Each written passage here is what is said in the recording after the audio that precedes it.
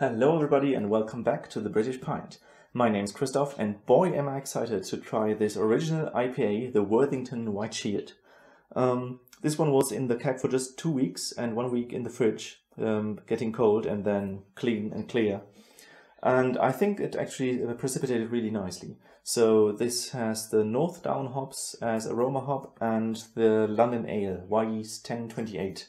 And these are pretty much all things that are new to me, and I'm really excited to see how this turns out. Regarding the data, I had a higher gravity than I wanted to have, so I wanted to have 12.5 degree plateau. I had 13.8 Brix, so it's just a little bit higher, and also it finished lower, so it finished at 1.6 degree plateau. That's really low.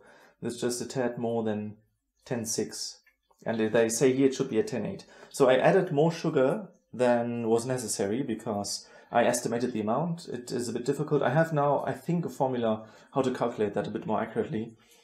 But the problem is they give you amounts here for both the malt and the sugar.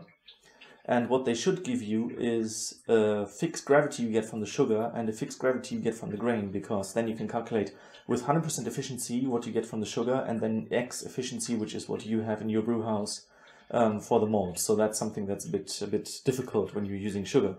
Also, when you're cloning other recipes that give you from the brew house a certain percentage of sugar, this will be different for you because they scale it according to their efficiency with the grain and the amount of sugar they use. So yeah, that's all a bit wonky, but in my case that just means I'm going to have a dry beer, something a bit a bit more pronouncedly bitter, I guess. Behind me you might hear the first bottom fermenting beer of the season sparging. I hope it's not too loud.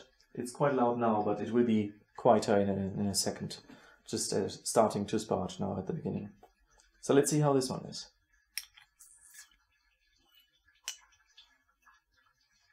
Lovely. I bottled it just a minute ago and the smell was really amazing.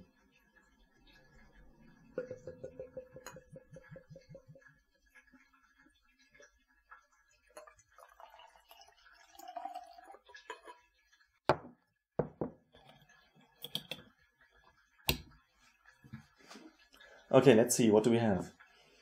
Very bright color, very slightly orangish. It's actually not crystally clear, the beer. It's lightly opaque, I would say. I have had less transparent beers. So good foam formation for the amount of pouring I did. If I fill it to the brim, it will probably have more foam. This foam seems to last a bit. It's not vanishing as quite quick as some other beers I had in the past.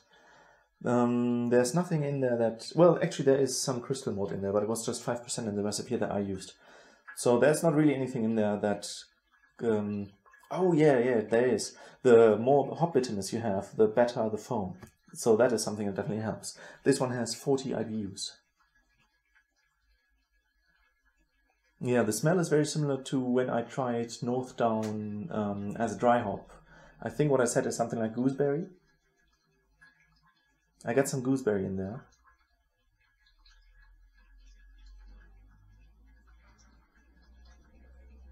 There's also pronounced malt aroma, so I can really smell the pale malt, which is this honey-like smell. It doesn't smell at all like anything ester-like, sherry-like, malt-like, which would be similar to what I got from the Scottish ale. That's not in here at all. The yeast that I used now seems to be quite clean, actually. Yeah, it really just smells a bit like pale malt honey thing. Yeah, and it's not a very strong hop aroma, just very slightly grassy vegetal aroma and then a bit of gooseberry.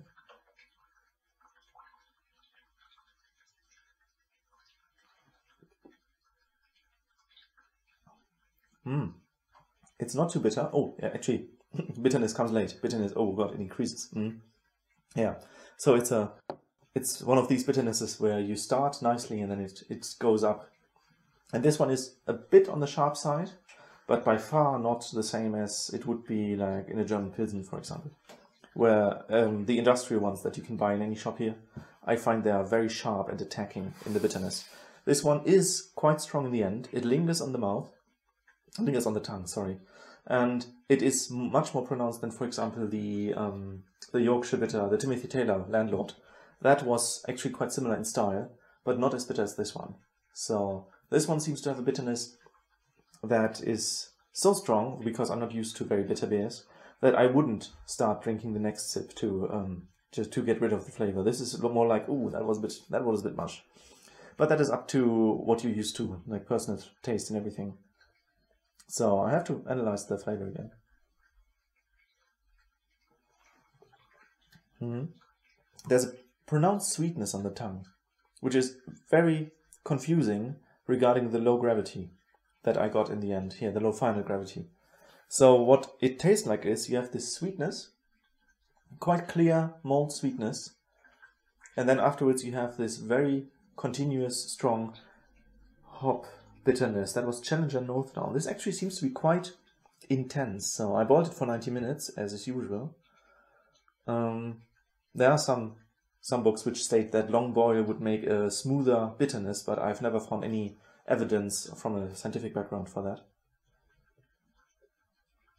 Yeah, so if it wasn't for the lingering bitterness, which is very IPA-like, so this lingering bitterness is something that I don't like in fruity IPAs when I buy them. Usually this is balanced by a very fruity bouquet, but in this case it's just, you know there's hop in there, it's quite bitter, it's pronounced, but it's not on the aroma side. So compared to a modern IPA, you would almost say that this is a bit imbalanced. But that's obviously not the case, because this is the original, right? What they were doing back then is just hopping it as much as possible, and that meant bitter hopping it. There was no sense back in the day to add hops later than, I think it was last 20 minutes of the boil, not even the last 10 minutes, but I'm not sure about that. And they wouldn't do whirlpool or dry hop at home, from what I've read. So yeah, it is a decent beer. It is very nice. I'm pretty sure this is really the original IPA taste, as you would expect it. It has a very, very faint hop aroma compared to the flavor that you get. But it's a very interesting beer. I don't like it as much as the Timothy Taylor Landlord, where I thought that the bitterness was just right to balance it with the rest of the flavor, and there was a strong Styrian Golding aroma. This one is a bit more on the bitterness side, and so it wouldn't be my favorite beer. But I really think it's a great beer, and I think if you recreate this following the recipe that I used, you're not going to do anything wrong. Yeah, it has a nice smell. I really like that there's no yeast flavor whatsoever, even though it is slightly cloudy. So with that short maturation time of 2 weeks, that was just the right amount for this beer. Maybe 1 week more would have made it clearer, but I think it's quite right. I can recommend the yeast for anything neutral. It seems to be really just straightforward and calm and clean. And then I'm happy to see you next time when we brew the next beer. And then, of course, I did another beer with the same yeast, which I'm going to try in a second. As promised, there is a small bonus that I have here. It's now a week later, so I let this one condition a bit longer. This is made with the same yeast. It's called the Valentine's Old Malt Ale. It's dry hopped with First Gold, which is something that I really wanted to try, so that's the main reason that I'm doing this beer. But it's also quite an interesting beer. It has a lot of different hops and grains and malts and sugars. So quite a complex one. Not manufactured anymore, as far as I know. And normally this would be darkened with roast malt extract, which is something I didn't do in this case. But I'll put the recipe down in the description and then I'll just tell you what it tastes and smells like.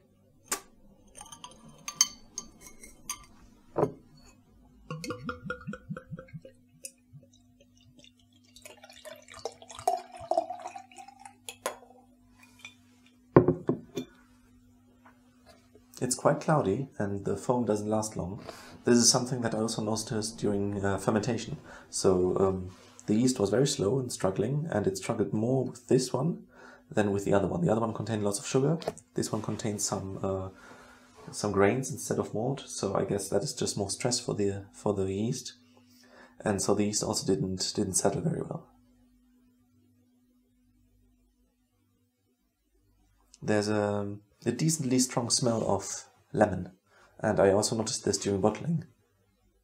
So that would be the First Gold. First Gold giving a slightly lemony taste, which is something that most people associate with American hops, but it does exist in some few British hops as well.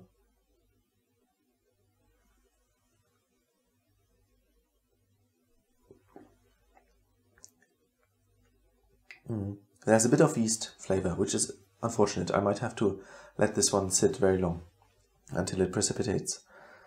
Yeah, quite decent. Good bitterness, a bit maltiness. It's actually not as malty as I thought. And there is some, I think there was dark sugar in it, and it gives some of the harshness that I noticed with molasses as well. So that is there. I don't like it as much as I thought. It's quite bitter because of some hopping, I think. How many IBUs were it?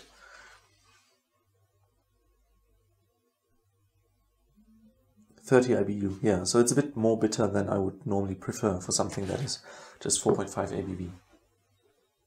The smell is really nice. Yeah, maybe if I let the bottle stand a bit, then the flavor becomes a bit clearer, and this one will be nicer.